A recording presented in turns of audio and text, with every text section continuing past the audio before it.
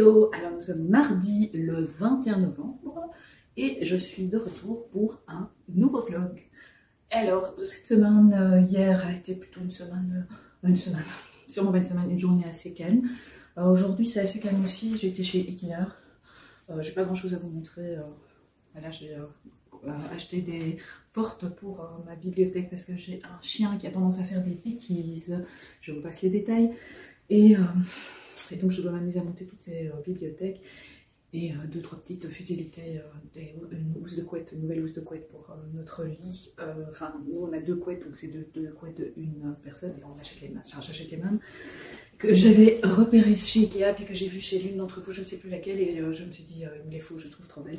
Mon homme est à moitié convaincu mais c'est pas grave, il a qu'à fermer les yeux. Voilà, alors au niveau des lectures, alors j'ai terminé en audio deux lectures coup sur coup parce qu'il y en avait une, c'était avec Ned Gallet et Audiolib, j'avais un problème de connexion. Donc c'est le dernier Donato Caridi dont évidemment j'ai oublié le titre, je vais aller regarder ça. Voilà, donc c'était La maison aux lumières de Donato Caridi et j'ai vraiment beaucoup aimé. Alors pour vous expliquer un petit peu l'histoire, on est toujours avec le même enquêteur qui s'appelle Métro, je ne sais plus comment, qui est un hypnotiseur d'enfants, un endormeur d'enfants. Il tient cette attribution de son père qui était lui-même endormeur d'enfants, donc il hypnotise les enfants dans différents buts thérapeutiques. Et ici, en fait, il va se retrouver confronté à une enfant de 10 ans qui s'appelle Eva, qui visiblement voit des morts. Voilà. Et cette histoire va le ramener à sa propre histoire, puisque très vite on l'apprend dans le livre, puisque c'est vraiment le prologue, le tout début de l'histoire. Quand il était enfant, il a chuté, il a fait une chute et son cœur s'est arrêté pendant un temps, pas très long. Son père l'a réanimé et du coup cette expérience va changer sa vie, mais surtout ce qui a changé sa vie, c'est que le même été, il a un de ses amis a disparu tout simplement. Et donc voilà, donc tout ça évidemment a un impact sur... je suis distraite parce qu'il y a le lapin qui est dans le jardin et je le vois courir dans tous les sens.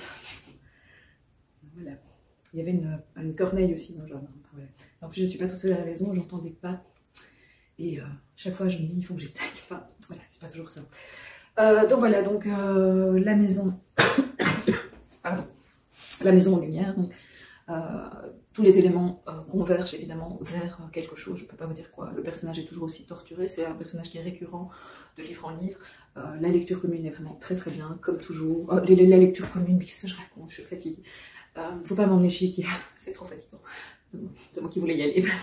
La lecture audio est de haute qualité, c'est ça que je voulais dire. Et vraiment, j'avais vraiment envie de connaître les tenants et les aboutissants. Alors, je sais que c'est une série, c'est Garber, je pense, le personnage principal, Pedro Garber, quelque chose comme ça.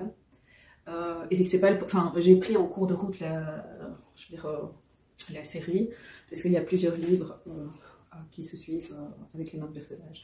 Donc voilà, donc ça c'est la lecture audio que j'ai terminée hier. Alors j'ai terminé hier aussi en audio. La lecture commune, là je peux le dire, c'est vraiment une lecture commune de la semaine passée, c'est-à-dire Henri Lovenbruck, Nous rêvions juste de liberté. Alors j'ai vraiment beaucoup aimé, la lecture audio est vraiment top, et surtout l'écriture de Henri Lovenbruck est vraiment très très bonne. On ne peut pas nier que Henri Lovenbruck sait raconter des histoires, vraiment il a un talent certain. Il y a une part... un aspect social dans cette histoire, il y a un aspect humain, il y a question d'amitié, il y a question de liens très forts, il y a question de choix, il y a question aussi des choix des autres et ce que les choix des autres peuvent avoir comme impact sur nous. Il est surtout question d'Hugo qui devient bohème, c'est son pseudo, on va dire, on dirait ça aujourd'hui, et bohème fait partie d'un club de motards, en tout cas il crée un club de motards avec ses potes, il est encore tout jeune, il a à peine 20 ans, et ils vont traverser les États-Unis à la recherche du frère d'un de ses potes, et donc on va les suivre tout le long du trajet. C'est un peu un chemin initiatique, un parcours initiatique, un voyage initiatique, qui va pas spécialement nous mener à quelque chose de positif. Donc c'est pas une histoire enrobée d'un bonbon, c'est vraiment une histoire assez difficile, et avec une fin qui est juste, voilà, on ne sait pas tout ce... Enfin, tout se construit pendant parce que c'est quand même assez long, hein, il y a près de 500 pages. Tout se joue sur à peu près 500 pages, mais finalement, c'est dans les derniers mots de l'histoire qu'on va se dire oh my god, quoi. Enfin, voilà, tous les liens vont se tisser. Alors moi, perso, j'ai eu quelques doutes par rapport à certaines choses sur la finalité du roman. Puis je me disais mais non, et puis en fait finalement mais oui. Donc j'espère que je ne spoilerai rien, je n'ai pas dit ce que je pensais. Voilà. En tout cas, je trouve que c'est un livre intéressant. Il y a plein de choses intéressantes. Voilà, nous rêvions juste de liberté, ce choix de liberté. J'ai bien aimé le fait de se dire, oui, en fait, on peut rêver de liberté, mais la liberté, c'est on peut pas faire tout ce qu'on veut, comme on veut, quand on veut. On n'est jamais totalement libre parce qu'on dépend toujours d'une manière ou d'une autre des autres. Parce que quelque part, on forme un groupe, qu'on le veuille ou non. Qu'est-ce que je pourrais dire d'autre? Que l'amitié, l'amour sont des valeurs qui sont universelles et qui peuvent du jour au lendemain évoluer dans un sens comme dans un autre. Donc c'est vraiment, voilà, c'est très très bien écrit. C'est le personnage Hugo, donc le bohème, qui raconte son histoire. Donc on est vraiment à la première personne, aussi bien du singulier que du pluriel par moment. Il y a vraiment un bon bouquin. C'est pas un coup de cœur, parce que le milieu motard et tout, non, c'est pas trop mon truc, mais c'est vraiment une très très très bonne lecture. Donc voilà, je vous le conseille. Alors, comme j'ai fini déjà avec un jour de retard, au niveau des lectures communes, mais cette semaine j'ai fait fort, puisque d'ailleurs il y en a encore une que je dois prendre. J'ai 3 lectures communes prévues cette semaine, tout va bien. It's under control ou pas du tout. Hein. Donc j'ai mon crayon, je vais le ranger. Alors, la première lecture commune, c'est moi qui la propose. Ça fait un petit temps que m'asseoir 5 minutes avec toi et pas sur un banc 5 minutes avec toi, parce que chaque fois je me dis ça, c'est plus fort que moi, de Sophie Jomain.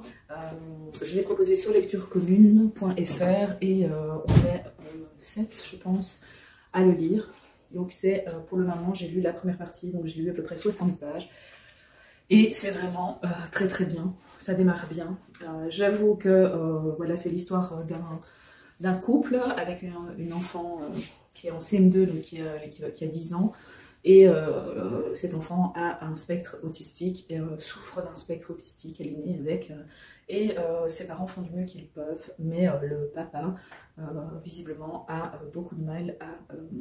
voilà, il passe un peu par une phase de creux. Et donc du coup il a mis de la distance avec sa famille, donc il ne vit plus sous le toit familial, il vit dans un appartement, ce qui ne l'empêche pas de s'occuper de sa fille 2 fois par semaine. Donc il s'appelle Julien, voilà, le papa c'est Julien, Pauline c'est la petite fille, et Claire c'est la maman, voilà. Donc pour le moment c'est une bonne lecture, je retrouve le style à la fois accessible, mais aussi un petit côté grave et dramatique de Sophie Jomain, que j'aime bien, parce qu'à la fois on sent une certaine... Elle arrive à faire passer des faits quand même relativement graves, dramatiques, avec des mots relativement simples, accessibles, et surtout c'est pas pesant, c'est pas une lecture pesante. Voilà. Donc voilà, je suis au tout début, la suite au prochain numéro. Et alors regardez, j'ai acheté un petit marque-page à ma formation d'hypnothérapeute, mais qu'est-ce que je raconte, de bibliothérapeute, à Liège. Bon, je l'avais déjà vu à Bruxelles, hein, donc c'était un petit caprice, mais voilà. J'en avais absolument besoin, bien entendu. Alors, deuxième lecture commune, j'avais prévu de lire Meurtre et Muffin ou Myrtille en lecture commune au début du mois. Il n'y avait personne qui était partant, donc j'étais toute seule, donc je n'ai pas lu, parce que je me suis dit, bon, bah, il n'y a pas, tant pis. Je veux dire, les lectures communes, c'est un peu les livres que j'ai dans ma palle et que je ressors pour un peu vider ma palle. Puis dimanche, j'ai vu qu'une autre personne organisait cette lecture et qu'il y avait des gens. Donc visiblement, la date convenait mieux que la mienne. On va dire ça comme ça. Le truc, c'est que je ne sais pas si je vais avoir le temps d'avancer au rythme de la lecture, parce que là, j'ai lu, je suis à la page 30, je suis au chapitre 2, j'ai lu un chapitre alors que je vais en lire 5. Donc voilà. Donc normalement, pour demain, pour aujourd'hui minuit, je dois avoir lu 10 chapitres. 10 chapitres, ça fait... près de 150 pages, tout va bien. Donc je ne suis vraiment pas certaine d'arriver à suivre le rythme, mais en attendant, j'ai décidé que je le lisais à mon aise et sans me mettre de pression. Alors pour le moment, j'ai pas grand chose à dire, on est en hiver, il y a un carnaval qui est organisé dans la ville de Didon Lake, et Anna Swenson, se lève tôt. Sa chaudière est en rade. Elle entend que quelqu'un répare la chaudière alors qu'il est 4 ou 5 heures du matin. Et elle va rencontrer ce nouveau voisin qu'elle connaît en fait. Hein, je ne vais pas vous dire qui c'est. Il y a le chat, hein, Moses, qui est là. Voilà, c'est un personnage récurrent du livre. Et je ne sais pas vous en dire plus puisque je suis au tout début. Alors, je vais prendre ma 3e lecture. J'arrive. Alors, où est-ce qu'elle est? Vous ne me voyez pas, mais je suis là. Je l'ai préparé en plus, puisque je dois le lire. Alors, où est-ce qu'ils sont? Enfin. Bon, ben, je sais pas où je l'ai mis. Ça commence fort. Alors, qu'est-ce que j'ai fichu aquí? Bon, je coupe, je reviens. Voilà, je l'ai retrouvé. Il était dans une pile de livres que je dois encore ranger du book club une fois de samedi. Je suis très à jour dans mes rangements. Alors, donc, il s'agit de Vendetta de Marie Corelli. Je vous l'ai déjà présenté. Hein, donc, j'ai fait cette lecture avec Catherine de 1001 chapitres. Ou 1001 pages, je sais jamais. Je sais que les deux existent. Mais bon, c'est Catherine, quoi. Alors, ici, c'est un classique de la littérature. Qui n'a jamais été édité en français et donc qui est enfin édité en français. C'est un livre qui date quand même du 19e siècle. C'est un livre de littérature gothique, un petit peu dans le même style, enfin en tout cas dans le même style d'ambiance que Le Cercle occulte des Gentlemen, que j'ai lu il y a 2-3 semaines. Voilà, donc je ne sais pas comment je vais faire pour lire tout ça. On va bien y arriver. On garde le cap. Voilà, bah ici je vois août 1886. Alors c'est une histoire d'amour déçu. Hein. On est en pleine épidémie de choléra et on est en Italie et il y a un comte qui déclare mort et puis il se réveille dans son cercueil, donc déjà c'est pas top. Et là il se dit ok j'ai survécu, il trouve un trésor en plus donc voilà, il a la blinde, il va pouvoir enfin chérir son épouse. Et quand il arrive chez lui, ben, en fait son épouse elle est très heureuse avec son meilleur ami. Et voilà, donc ça me fait un peu penser à le Comte de Monte Cristo. Enfin, je sais pas, j'ai l'impression que ça va aller un petit peu dans ce style-là. La couverture est très belle, c'est chez Erol, et donc c'est aussi dans le cadre du book club Erol que je le lis avec Catherine. Voilà, donc je vous en parlerai quand je l'aurai démarré. Il est déjà en librairie depuis le 2 novembre. J'ai mon petit papier. Voilà, donc alors, dans mes lectures en cours, bah oui, parce qu'on ne peut pas faire les choses à moitié. Il y a, je suis toujours occupée à lire le livre d'Esperansis de Cecilia Domenico. Alors, j'aime vraiment pas, c'est vraiment pas mal du tout, j'aime vraiment bien.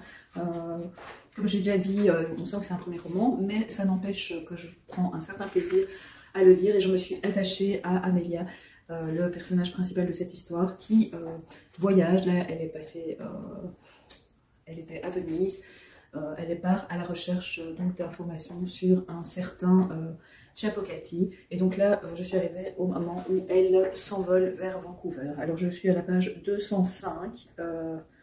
Il me reste une centaine de pages à lire. Donc, là aussi, c'est un peu, je vais le lire à mon aise pour essayer d'avancer dans toutes mes lectures. Keep the faith. Donc voilà. Mais je vous le conseille aussi. C'est un premier roman, mais ça n'empêche qu'il y a plein de bonnes choses à découvrir et il se lit facilement. Au départ, j'avais l'impression d'aller dans un truc un peu fantastique et en fait, pas du tout. Donc voilà. Mis à part le fait que le fameux Chapocati, ces écrits apparaissent au fur et à mesure dans un livre, c'est la seule chose qui est fantastique. Donc voilà, une chouette lecture. Alors, au niveau de mes réceptions, alors, je ne sais pas si je vous l'avais montré, mais je le remontre. J'ai acheté 13 à table, un livre, c'est 5 repas pour les Restos du Cœur. Et dans cette idée, j'organise une lecture commune à partir du 11 décembre, donc dans 3 semaines, sur lecturecommune.fr. L'idée, c'est de lire une nouvelle par jour, tout simplement.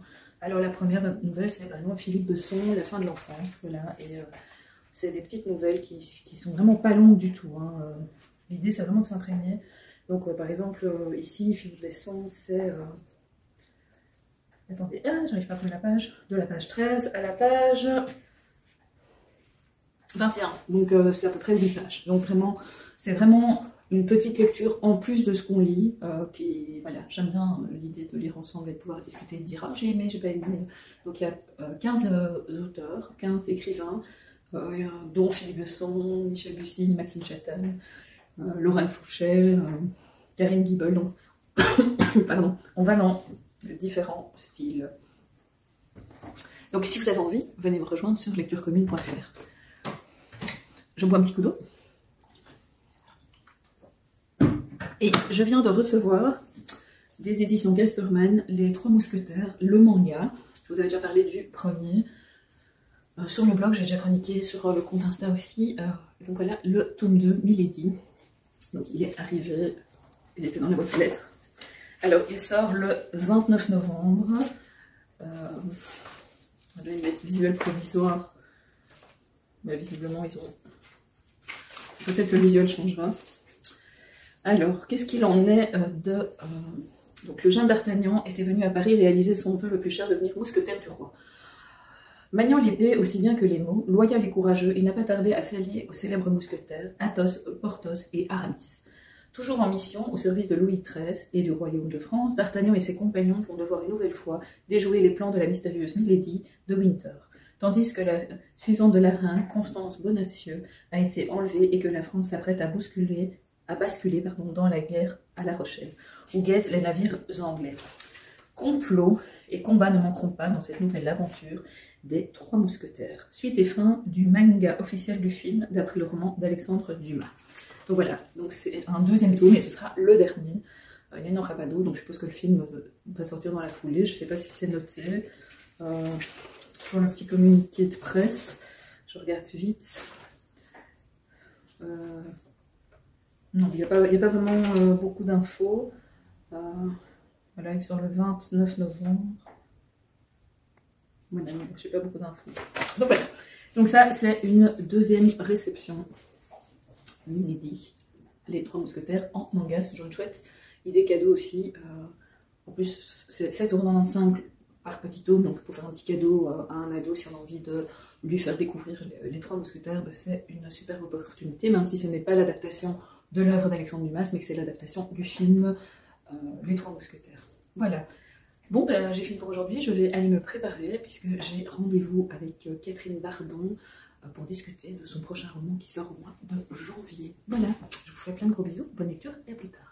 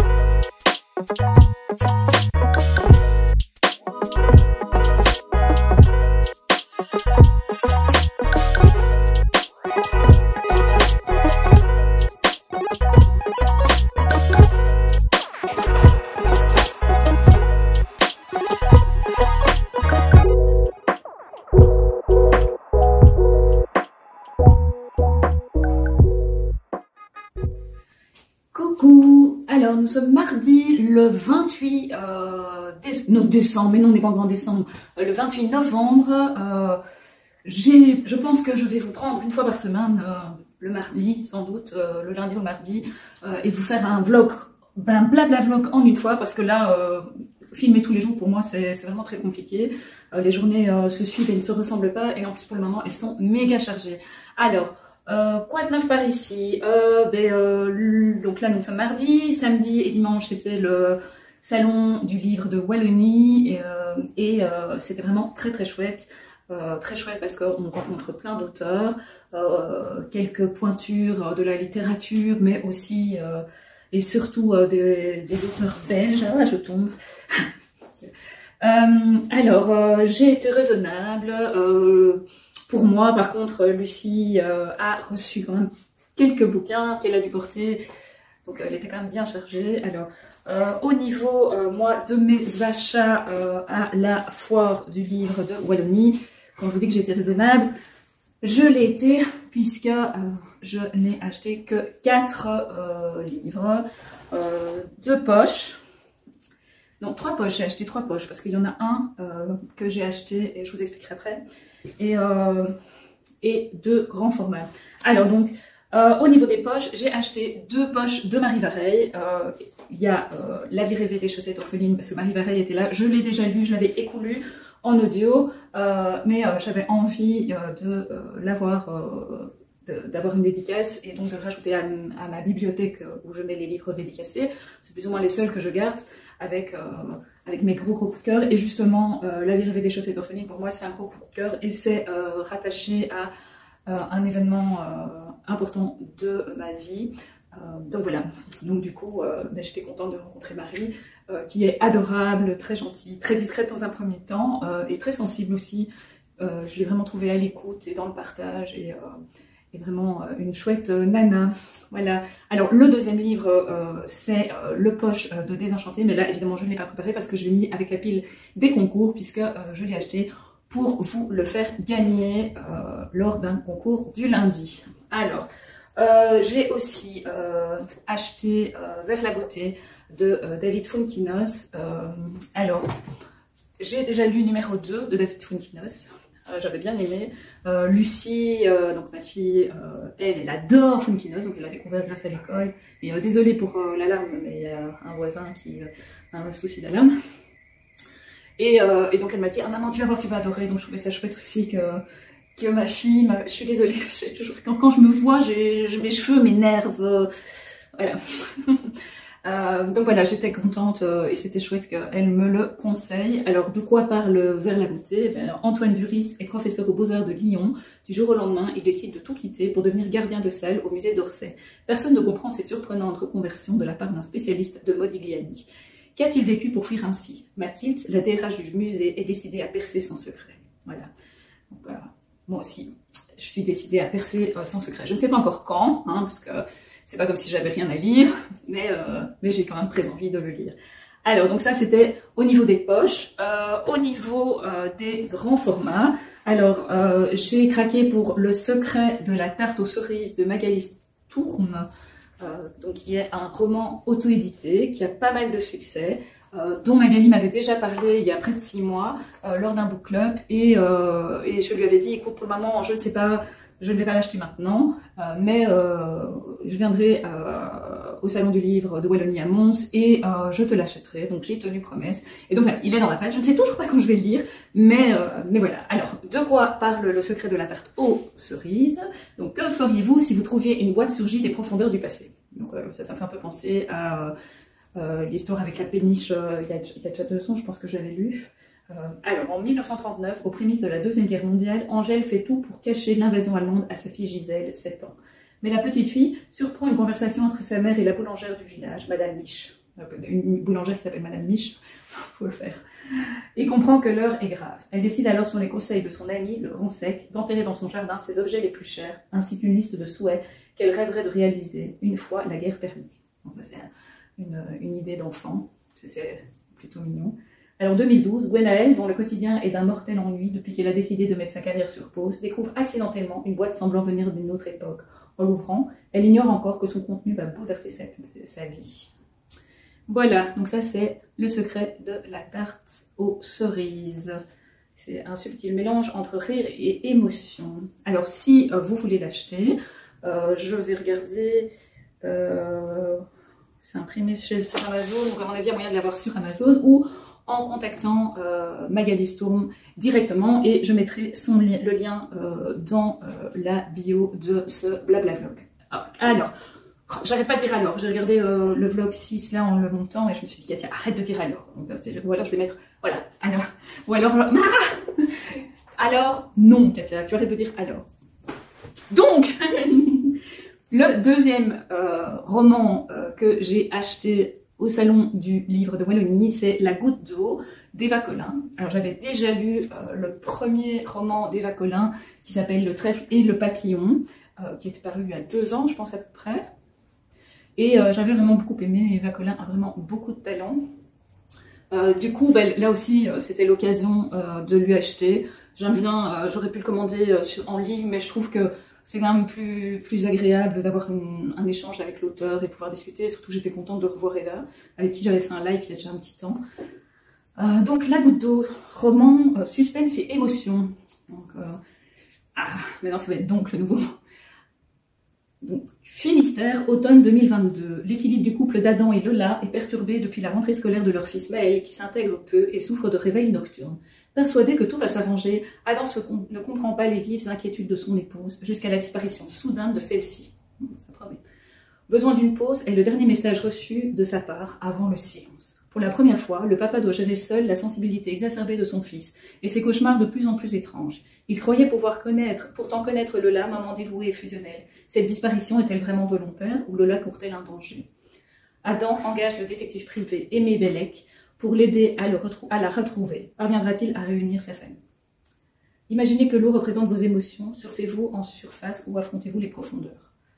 Voilà, moi, je suis plutôt du genre à affronter les profondeurs et je peux vous dire que parfois, je bois la tasse. Alors, donc une tension savamment orchestrée, une famille difficile à oublier, le traitement original de thème universel. Donc voilà, un roman dont j'ai beaucoup entendu parler et je suppose que vous aussi. Donc c'est aussi en auto-édition, donc vous pouvez prendre contact avec Eva Collin. Je vous mettrai également le lien dans la barre d'infos en dessous. Donc c'est aussi... Je ne sais pas, je regarde si j'essaie de tout. Il n'y a pas d'infos. Ah bah, c'est les mêmes. Enfin, en tout cas, voilà, c'est tous les deux en auto-édition, donc il y a sûrement moyen aussi de les trouver, notamment sur le grand méchant A, pour ne pas le citer. Au niveau des réceptions. Ah oui. Oui, je vous le montre ou pas? Non, je vous le montrerai après. Alors, au niveau des réceptions. J'ai reçu la semaine passée le tome 2 des 3 mousquetaires, Milady, donc le manga du film Événement. Alors j'ai l'impression que j'en ai déjà parlé, mais la semaine passée justement. Voilà, donc j'avais beaucoup aimé le premier tome. C'est une adaptation du film. Alors c'est un manga à la française, donc il ne se lit pas à l'envers, il se lit dans le bon sens. Mais je suis quasi sûre que je vous en avais parlé, donc voilà, je vous le remontre, mais voilà, je passe à la suite. Mardi passé, j'ai eu l'opportunité de rencontrer et de prendre un café avec Catherine Bardon. Catherine Bardon, c'est l'autrice de notamment Les Déracinés, qui est quand même une saga composée de 4 livres sur une famille juive qui émigre en République dominicaine. Et Catherine Bardon... cette année, parce que l'année passée, elle nous avait offert La fille de l'ogre qui racontait l'histoire de Flore Deoro, qui était la fille du dictateur de la République dominicaine, celui-là même qui avait accueilli la famille des Déracinés. Et donc c'était vraiment très bien écrit. C'est un roman historique qui parle d'une femme. Il y a des faits historiques, mais évidemment c'est romancé, il y a de la fiction aussi. Mais ça se lit très bien, c'est très agréable à lire. Et comme j'ai eu l'occasion de rencontrer Catherine Bardon, j'en ai profité pour aller acheter le livre La fille de l'ogre en poche, et il sera également à gagner sur mon compte Lire une fois sur Instagram, avec bien entendu la possibilité de doubler vos chances en me suivant ici sur YouTube. Donc si vous me suivez sur YouTube, n'hésitez pas à aller sur Instagram et aller participer au concours chaque semaine. Pourquoi est-ce qu'on a été conviés à une rencontre avec Catherine Bardon? Parce que le 4 janvier sort aux éditions Les Escales son nouveau roman. Et ce nouveau roman s'intitule Une femme debout. C'est donc l'histoire de Sonia Pierre. Donc c'est une femme qui a réellement existé, qui est décédée il n'y a pas très longtemps. Et cette femme s'est battue en République dominicaine et en Haïti, puisque les deux pays sont l'un à côté de l'autre, puisque c'est la même île. Hein. Et donc elle s'est battue pour le droit des femmes, pour pouvoir améliorer les conditions de vie de ses congénères. Et Catherine Bardon s'est inspirée de sa vie pour pouvoir, comment dire, pour écrire ce roman. Donc c'est de nouveau une histoire romancée avec des personnages réels comme Sonia Pierre, mais aussi des personnages fictifs, des personnages inventés. Alors je vous lis la 4e de couverture. Le destin hors du commun de Sonia Pierre, fille de coupeur de canne, qui fit de sa vie un combat pour les droits humains. Voilà, donc c'est pas que les femmes, c'est carrément les droits humains. République dominicaine, 1963, Sonia Pierre voit le jour à Lequeria, dans un bâté, un campement de coupeurs de canne à sucre. Donc, vous imaginez déjà les conditions dans lesquelles elle est née. Elle est née en 1963, donc là elle est décédée, mais elle avait à peine 60 ans.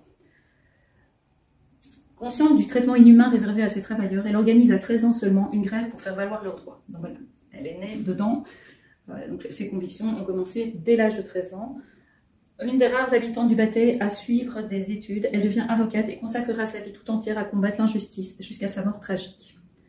Catherine Bardon révèle l'existence de cette femme exceptionnelle et met en lumière la condition terrible des travailleurs migrants en République dominicaine, un sujet toujours d'actualité, bouleversant plaidoyer pour la solidarité et la fraternité. Une femme debout est un roman puissant et terriblement humain. Et c'est ce qu'il en est sorti lors de la discussion avec Catherine Bardon. Je ne l'avais pas lu, Justine de Justine, du compte Instagram Justine l'avait lu.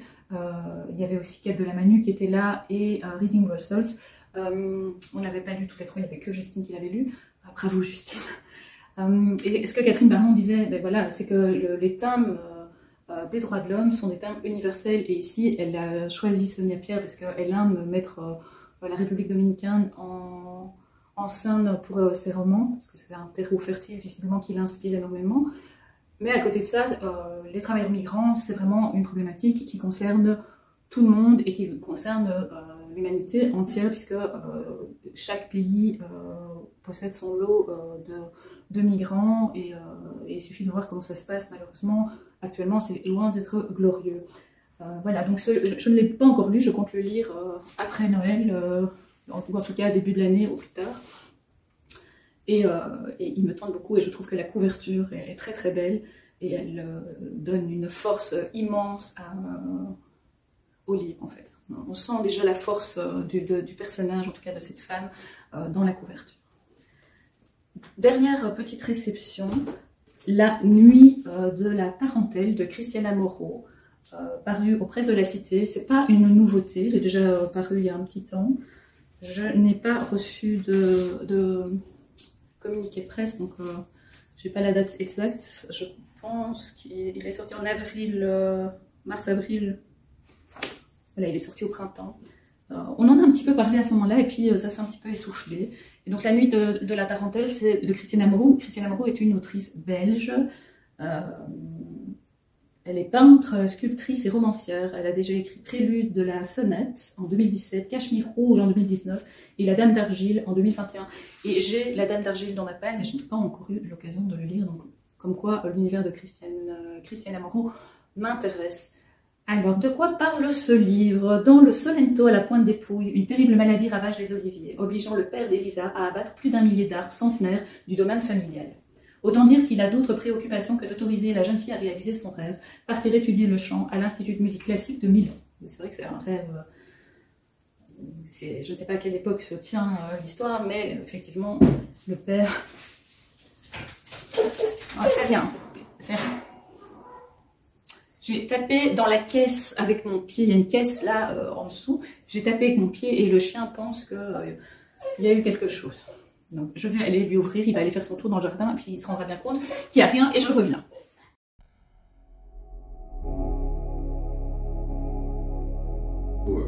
Avec les soignants évidemment, mais surtout avec les enfants. Et une fois que j'ai rencontré ces enfants, je savais que j'étais en train d'écrire le livre que je voulais écrire. Ouais. C'était la rencontre dont j'avais besoin et que j'avais une très très bonne raison d'écrire ça. Et ça s'est passé comment alors pour s'organiser, pour aller dormir dans un centre comme ça? On va pas dormir. On peut pas y dormir. C'était la seule chose qui était construite, c'est que en fait j'ai appelé un psychiatre dont je savais qu'il avait un centre ici en Belgique et je lui ai exposé mon projet, etc. Et il était un peu inquiet parce que la psychiatrie c'est loin d'être un univers parfait et il le savait. Le centre n'est pas un autre, un psychiatre n'est pas un autre, une infirmière n'est pas une autre, un éducateur n'est pas un autre, malheureusement. Et il s'est d'abord assuré que je ne venais pas pour démolir l'institution psychiatrique. On pourrait le faire, ce sera un choix, il y a des choses à dire, c'était pas le mien. Et ça, je l'en ai assuré. Je venais pour les enfants, pas pour parler de la psychiatrie. Je venais pour rencontrer les enfants et parler de leur maladie.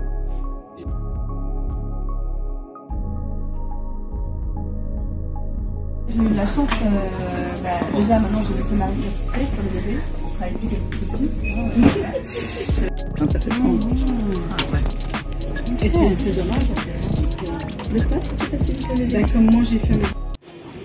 Je ne sais pas ce que j'ai fichu, mais clairement la fin de ma vidéo a disparu. Donc je vais clôturer comme ceci, un petit peu sur un fake, donc, parce que je ne vous parle pas beaucoup du roman de Christina Moreau que j'ai reçu. Ben voilà, ça aurait quand même été plutôt sympathique que je vous en parle de manière un petit peu plus longue. Je vais essayer de le ressortir de ma palle et de vous en parler plus longuement dans un prochain vlog. Sinon, je vous laisse. Là, vous avez vu, j'ai été à la dédicace et à la rencontre avec Jérôme Collin. J'ai enfin acheté son dernier roman, Les Dragons, dont tout le monde parle en Belgique. Je ne sais pas en France ce qu'il en est, mais en tout cas, en Belgique, ce livre a un succès certain. Alors, on peut dire ça comme ça. Et puis, quelques petites images du magasin de jardinage dans lequel j'ai été chercher mon sapin de Noël. Et oublions un village de Noël, une petite figurine là, c'est vraiment super top. Donc voilà, je vous laisse et on se revoit bientôt. En attendant, bonne lecture à vous.